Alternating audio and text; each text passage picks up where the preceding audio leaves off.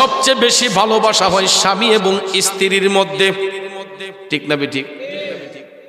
স্বামী যদি বিদেশেও থাকে, স্বামী যদি চাকরিতে থাকে, বাজারে থাকে, একটা টাইমে দেখবেন ওই স্বামী নিজের বাড়িতে আসে। একটা ঘরের ভিতরে 3-4টা রুম থাকে, থাকে না? 2-3টা রুম থাকে। স্বামী এবং স্ত্রীর জন্য কি এক রুম নাকি আলগা আলগা রুম? স্বামী এবং স্ত্রীর জন্য ঘরের ভিতরে রুম যদি 3-4টাও থাকে, স্বামী এবং স্ত্রীর জন্য রুম থাকে একটা, বিছনা একটা না 2টা, বিছানাও হয় একটা, অনেক সময় মহব্বত বেশি হলে বালিশও হয় একটা। যুবক বাবাজির আমার মনোযোগ, হাসির জন্য কথাটা বলি নাই রে বাজান, এটা শরীয়ত সম্পন্ন সম্পর্ক। শরীয়ত বৈধ করার কারণে স্বামী এবং স্ত্রী দুইজন যদি 2 দেশের হয়, শরীয়তের বন্ধন যখন হয়, স্বামী এবং স্ত্রীর রুম হয় একটা, বিছানা হয় একটা, বালিশ হয় একটা, তারা 2জন যখন আপন রুমে শুইতে যায়, দেখবেন জানালাটা বন্ধ করে, দরজা বন্ধ করে, কোনো একটা ফাঁকা থাকে না, দরজা বন্ধ, জানালা বন্ধ। কোনো ব্যক্তি যদি ওই রুমে ঢুকতে চায়, কলিং বেলে টিপ দিতে হবে, দরজায় নক করতে হবে। কিন্তু মৃত্যুর ফেরেশতা মালাকুল মউত আজরাইল গেলে কোনো নক দিতে হবে? দরজাও লাগাইল, জানালাও লাগাইল, সব কিছু বন্ধ। দুনিয়ার কোনো মানুষ ঢুকতে গেলে অনুমতি লাগবে, আজরাইল গেলে কোনো অনুমতি লাগবে?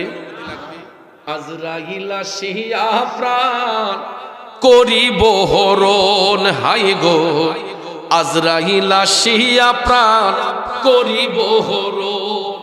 ওরে নিজ গুণে সাহেব আল্লাহ করবা নিবারণ, আমার উপায় কি তখন আমার আল্লাহ নিরঞ্জন, না জানি কি হালে আমার হইব মরণ। বন্ধুরে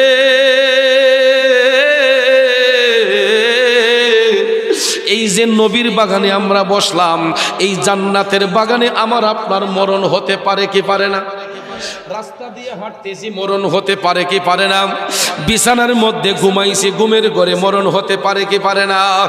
আমি যেই কথাটা বোঝাতে চাচ্ছি, অন্যজন ঘরে ঢুকতে হইলে অনুমতি লাগবে, কিন্তু মৃত্যুর ফেরেশতা মালাকুল মউত ঢুকলে কোনো অনুমতি লাগবে না। যেই কোনো মুহূর্তে জান কবজ করতে পারে। স্বামী এবং স্ত্রী অঙ্গাঅঙ্গি জড়িত, হঠাৎ করে দেখা যায় স্বামীর চোখের সামনে স্ত্রীর ডেড বডি, স্ত্রীর চোখের সামনে স্বামী ডেড বডি। হইতে পারেনি? মাঝরাতে স্ত্রী যখন দেখছে স্বামী ডেড বডি, 1টা 2টা 3টা ধাক্কা দেওয়ার পরে নড়ে না।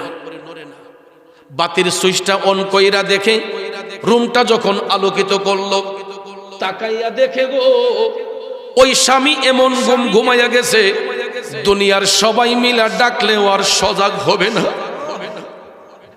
মাঝরাতে স্ত্রী এমন একটা চিৎকার মাইরা কয়, আল্লাহ আল্লাহ গো,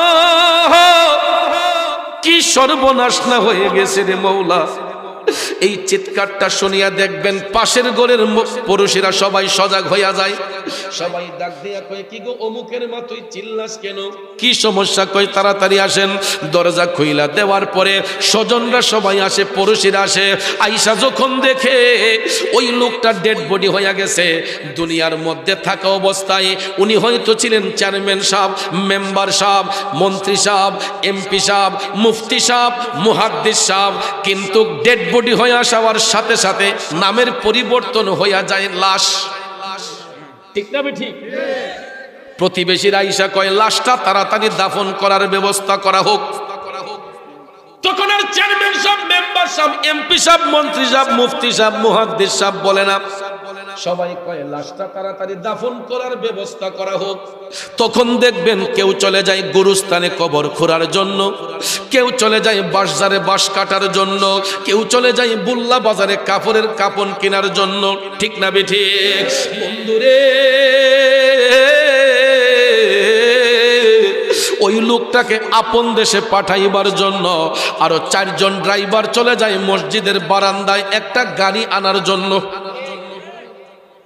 আমরা এক দেশ থেকে আরেক দেশে গেলে bus stand, CNG stand, rail station, বিমানবন্দরে আমরা যাই, কিন্তু আপন দেশে যাইতে হইলে কোনো ইঞ্জিন চালিত গাড়ি লাগে না। আপন দেশে যাইতে হইলে এমন একটা গাড়ি দৌড়াইতে হয়, একবারে রাস্তার ভিখারি থেকে নিয়ে সমাজপতি, শিল্পপতি মারা গেলেও এই গাড়ির মধ্যেই চড়তে হয়। ঠিক কিনা বলেন? আবার দুনিয়ার মধ্যে দেহের মধ্যে প্রাণ থাকা অবস্থায় আমরা রং বেরঙ্গের কাপড় পরি, কারো গায়ের পোশাক কালো, কারোটা লাল, কারোটা নীল, কারোটা হলুদ, ভ্যারাইটিস কালারের কাপড় আমরা পরি। দামের মধ্যে কত বেশ কম, কারো কাপড়ের দাম 5,000, 10,000, 15,000, 20,000, 1 লাখ, 2 লাখ আসেনি। কিন্তু আপন দেশে যেই দিন যাইব, আমাদেরকে গাড়ির মধ্যে যেই কাপড় দিয়া সাজাইয়া তোলা হবে, আপনারা বলেন তো বাজান ওই কাপড়ের রংটা কি? শিল্পপতি যদি মারা যায় কাপড়ের রং কি? রাস্তার ভিখারি যদি মারা যায় কাপড়ের রং কি? সাদা কাপড় পরায়া খাটের উপর শুয়ায়া লাশটা তোমরা কই যাইতেছো লইয়া রে ভাই মুমিন, একটু দাঁড়াও মারে দেখি। এ বন্ধু গভীর মনোযোগ, মনোযোগ।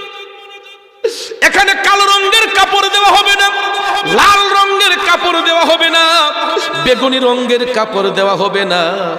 আপন দেশে পাঠাইবার সময় ইচ্ছে করলেও 1 টুকরা কাপড় বেশি দেওয়া যাবে না। পুরুষ লোক যদি মারা যায় 3 টুকরা সাদা মার্কিন, মহিলা যদি মারা যায় 5 টুকরা সাদা মার্কিন। ঠিক কিনা কম?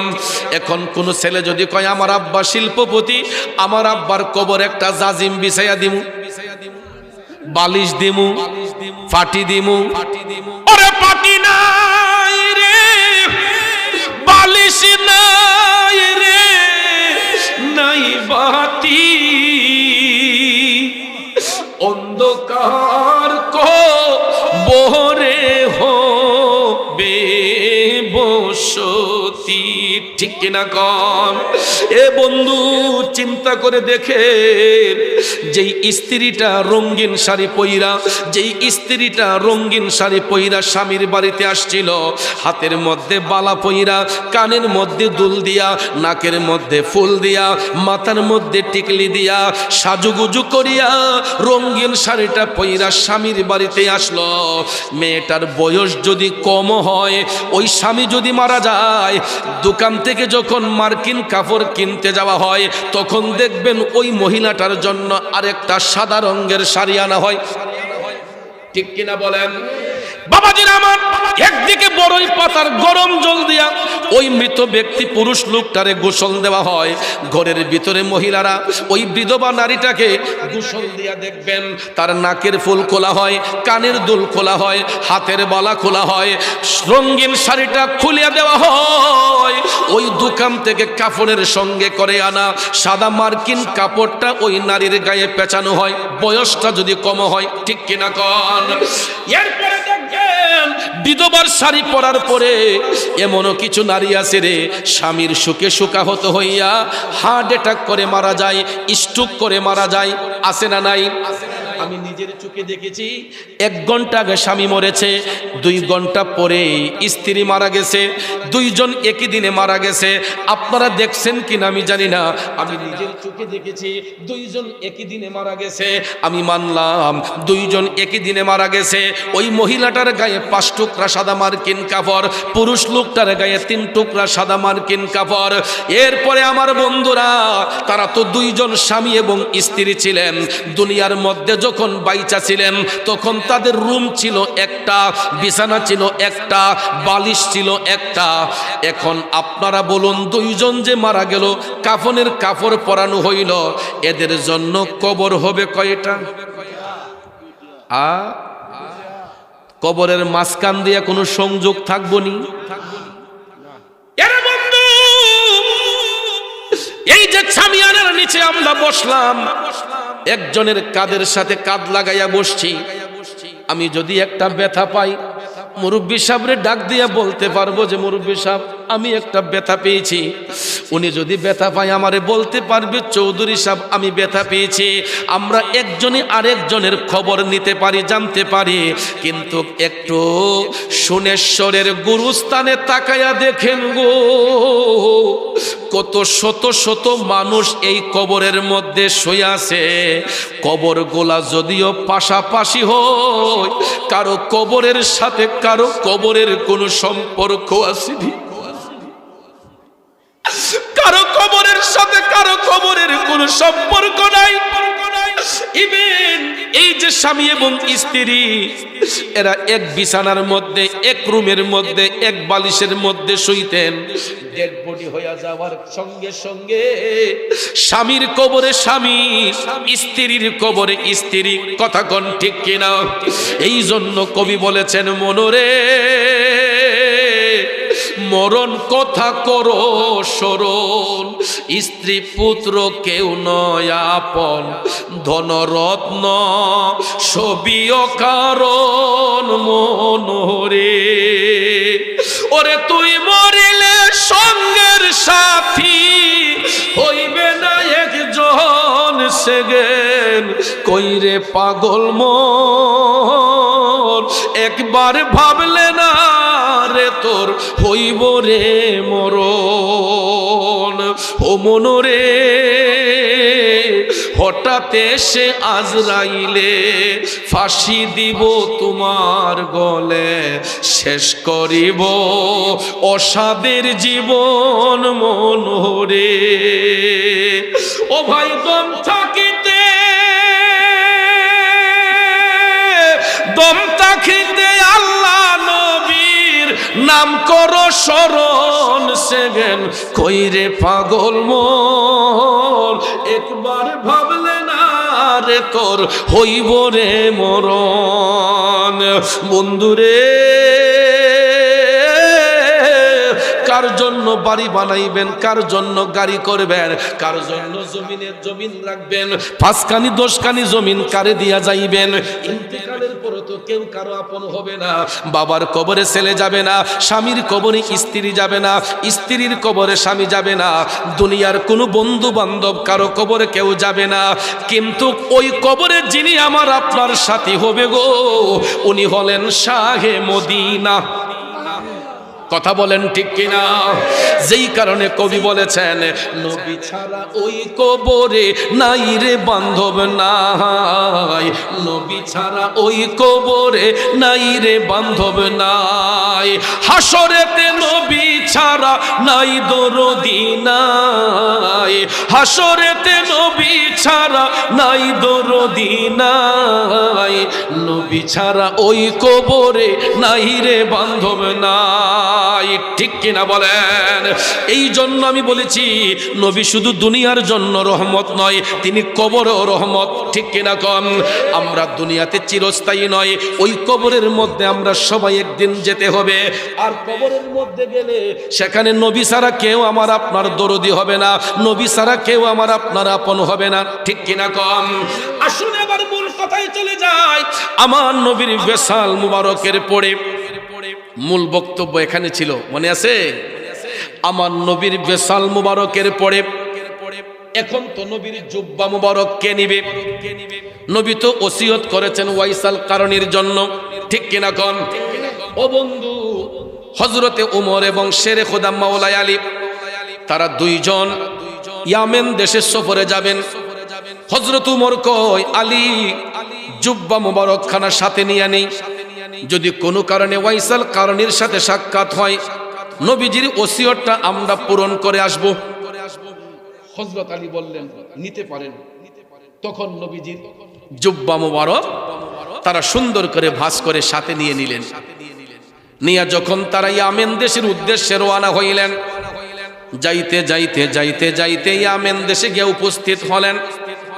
এখন ইয়ামেন তো একটা প্রদেশের নাম, আর ওই এলাকায় ছোট্ট একটা এলাকার নাম করণ। অনেকেই চিনে, অনেকেই চিনে না। যেমন লাখাই একটা উপজেলা, এই উপজেলার অধীনে এমনও গ্রাম আছে আমরা লাখাই বাস করেও আমরা চিনি না। আছে না? একই উপজেলা, অথচ এমনও গ্রাম আছে আমার আপনার অজানা। আসেনি বাজান? ইয়ামেন হলো প্রদেশের নাম। ছোট্ট একটা এলাকার নাম হচ্ছে করণ। কেউ চিনে কেউ চিনে না। হঠাৎ একদিন বিশাল একটা মাজলিস, অনেক বড় একটা মাজলিস। এই মাজলিসের মধ্যে বৈশা সাহাবায়ে কেরাম তালিম প্রদান করতেছেন হযরতে উমর এবং শেরে খোদা মাওলা আলী।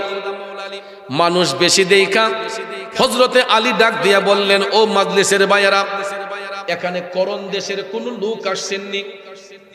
এই কথা কইতই আল্লাহর রহমতে ৩-৪ জন লোক হাত তুললা কয়, হুজুর আমাদের বাড়ি করণ, আমরা এখানে বাণিজ্য করতে আসছি, ব্যবসায়িক সফরে এসেছি। আমরা সুনেশ্বরের মানুষরা হবিগঞ্জে যাই না ব্যবসা করার জন্য? এটা বাণিজ্যিক কেন্দ্র, কথা কোন ঠিক কিনা? জেলা শহর।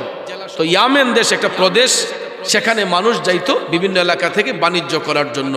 করণ দেশের লোকরা কয়, হুজুর আমরা এখানে বাণিজ্য করতে এসেছি। হযরত উমর কয়, প্লিজ আপনারা একটু কাছে আসেন, দয়া করে আপনারা আমাদের একটু নিকটে আসেন। করণ দেশের ভাইরা যখন নিকটে আসলো, হযরত উমর ডাক দিয়া বললেন, আচ্ছা ভাই বলেন তো, আপনাদের করণ দেশে ওয়াইস নামে কোনো লোক বাস করেনি? এরা ঠুট মুখ শুকাইয়া কয়, না হুজুর, এই নামের তো কোনো লোক আমাদের সমাজে বাস করে না। কিসে? আমাদের সমাজে। হযরত আলী বললেন, আচ্ছা এই নামের কাউকে আপনাদের এলাকায় চিনেননি? লোকেরা ডাক দিয়া কয়, হুজুর এই নামের কোন লোক আমাদের সমাজে বাস করে না, তবে এই নামের একটা পাগলা আছে আমাদের এলাকার মধ্যে। প্রায় সময় দেখি একটা গাইড কান্দে লইয়া জঙ্গলার ভিতরে আসা যাওয়া করে, টপ টপ করে চোখের পানি ছেড়ে দিয়া হযরত উমর ডাক দিয়া কয়, ভাইয়েরা গো, ওই পাগলাটাকে আমাদের দরকার, আমরা ওই পাগলাটার সন্ধানী করতেছি। লোকেরা ডাক দিয়া কয়, হুজুর এত লোক থাকতে পাগলারে খোঁজেন কেন? কথা তো সেটাই। মুরব্বীরা বলে, যে যারে চিনে সেই তারে কিনে, মানিকে মানিক চিনে, রতনে রতন। কথা কোন ঠিক কিনা? এই সোনেশ্বর গ্রামের মধ্যে যাইয়া দেখেন এমনও প্রেমের পাগল আছে, আমাদের কাছে দেখলে হয়তো তারে নোংরা মনে হয়, আমাদের কাছে দেখতে হয়তো তারে খারাপ মনে হয়, আমরা তাকে ঘৃণা কইরা তাড়াইয়া দেই। কিন্তু গিয়া দেখেন এই সোনেশ্বরের মধ্যে এমনও পাগল আছে, আমার মৌলার সাথে প্রেমের কালেকশন ফিট কইরা আল্লাহর বন্ধু হইয়া বৈশা রইছে। ঠিক কিনা কম? আমরা সবকিছু না পারলেও একটা জিনিস পারি, মানুষ নিয়ে গীবত করতে পারি। এ বালানা, সে বালানা, এই বালানা, হেই বালানা। আর আমি নিজে যে কতটুক বালা এটা একবার কই না। শুধু শুধু গীবত করে এক ভাই আরেক ভাইয়ের মনে কষ্ট দিই। কিন্তু এটা জানে না, মন ভাঙ্গে না মসজিদ ভাঙ্গে, ভাঙ্গে আমার আল্লাহর ঘর, ভাঙ্গে আমার আল্লাহর ঘর, মন মন্দিরে আল্লাহর বাড়ি, ব্যথা দিস না তার ভিতর। ঠিক কিনা কন? আপনি মনে করতেছেন সে খাডাস খারাপ, কিন্তু ওই নোংরা লোকটা আপনাকে খারাপ মনে করতেছে। আমি দেখছি কিছু ইউটিউবার আছে, এরা দেখবেন ওই বিভিন্ন মাজারও গিয়া পাগল দিয়েছে না, এই পাগল দিয়ে গিয়া ক্যামেরা করে ভিডিও করে। আচ্ছা বলেন হেরা কি এরা এবার কেলাত বাড়ি দিছে? যে পাগল পাগলের ধান্দায় ঘুরতেছে, আমি কেন তাকে ডিস্টার্ব করব? আমরা তাকে ডিস্টার্ব না করার জন্যই তো সে আমাদের থেকে আলাদা সরে আছে। ঠিক কিনা কম? কেউ মনের খবর কেউ জানে? হাই রে মুসল্লি, কত গিবত, কত নিন্দা। আমরা মনে করি যে আমরা একদম দুধে দোয়া তুলসী পাতা। কিন্তু একটা কথা মনে রাখবেন, বাগানে ফুটে নানান ফুল, সকল ফুলে বসে না রে ভ্রমরা বুলবুল। আরে পদ্ম ফুল তুলিতে যায় যার মনির ফুল তুইল না, অজ্ঞানে কি চিনতে পারে আকবরী সোনা। বাগানে পাখির সীমা নাই, কাকের মুখে ময়নার বুলি শুনছনি রে ভাই। ওরে কাকো কালো কোকিল কালো আরো কালা ময়না অজ্ঞানে কি চিন্ত পারে আকবরী সোনা ভাইরে বাগানে বৃক্ষের সীমা নাই সকল বৃক্ষে আগর চন্দন মিলবে না রে ভাই ওরে আগর বইলা শেওড়া গাছে কোরাল খানি ভাঙ্গো না অজ্ঞানে কি চিন্ত পারে আকবরী সোনা ঠিক না বেঠে না যাই না কোনো মানুষ সম্পর্কে গীবত করতে নাই তহমত দিতে নাই বন্ধুরে ওই করণ দেশের বাইরা কয় হুজুর এত লোক থাকতে পাগলারে খোঁজেন কেন হযরতে ওমর কয় ভাই ওই পাগলাটাকে আমাদের দরকার একটু নিয়ে যাবেন নি কয় হুজুর আমরা নিয়ে যেতে পারি কিন্তু কাছে যেতে পারবো না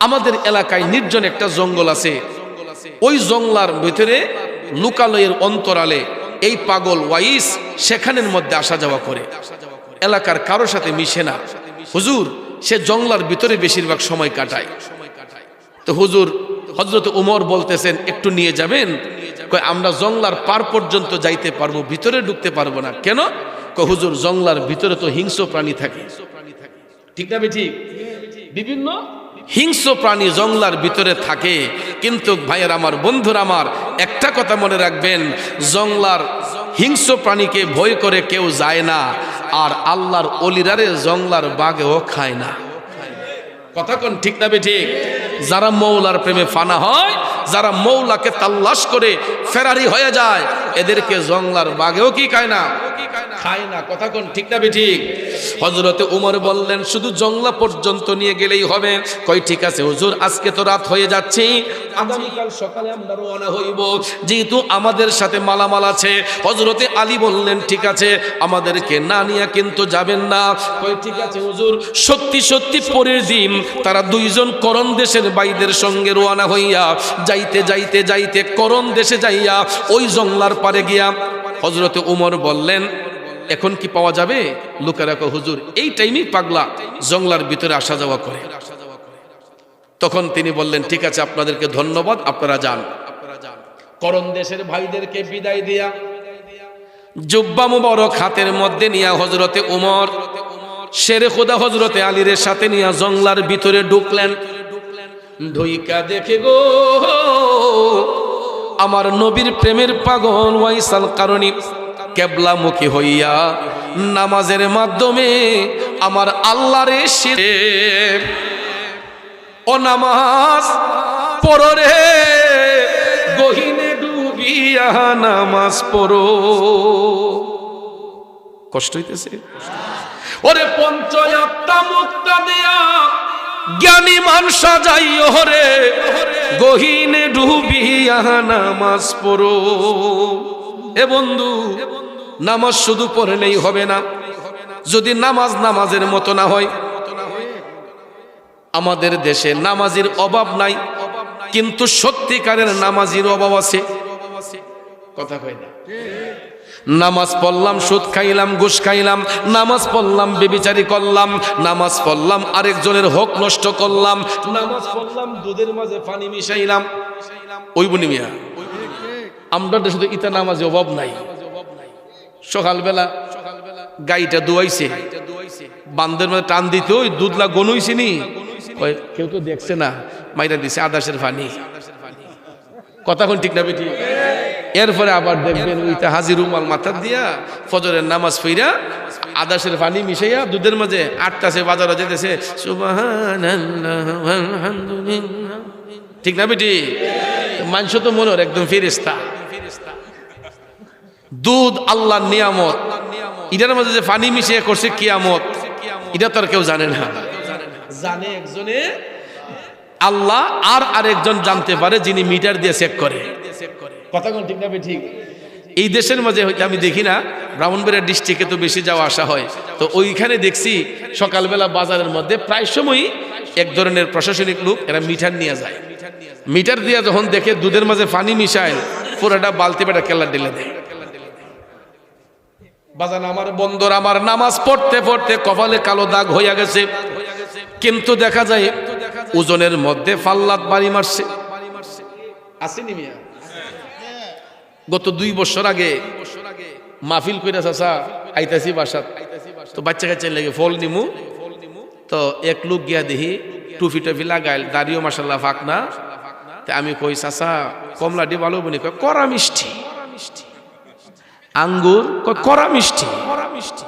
তা আমি কই আমার ছেলেদের জন্য ফল নিমু, আপনি নাতি লাগে না, আপনি নাতিরা মনে করে ফল দেন। আপনি নিশ্চিন্ত থাকেন, ভালোই বনি, 100% গ্যারান্টি।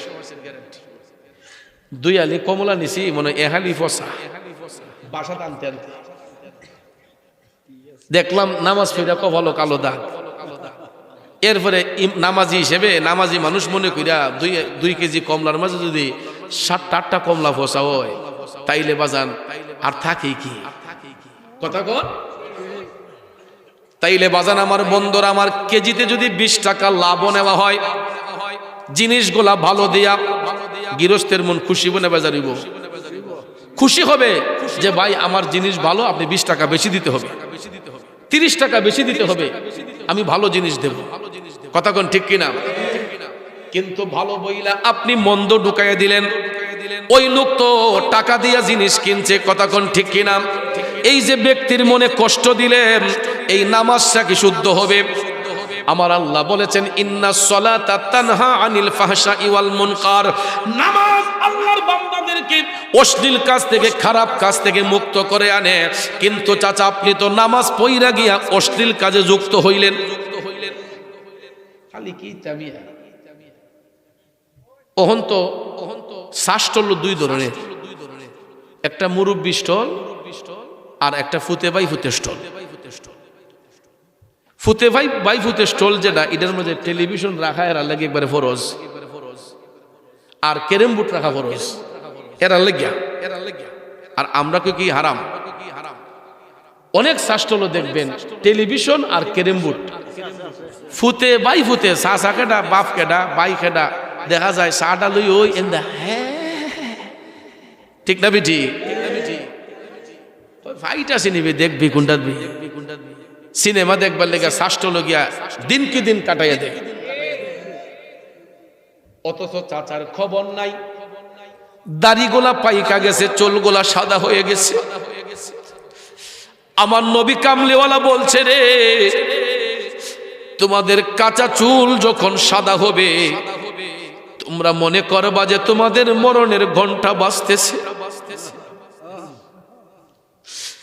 আমার বড় দুঃখ লাগে, প্রায় জায়গার মধ্যে দেখা যায় বয়সটা যৌবন ভাটি পড়ে গেছে, ওই বয়সের চাচারাও দেখা যায় চায়ের দোকানে বৈশা টেলিভিশন দেখতেছে, মসজিদের জামাত চলতেছে, চাচার কোনো খবর নাই।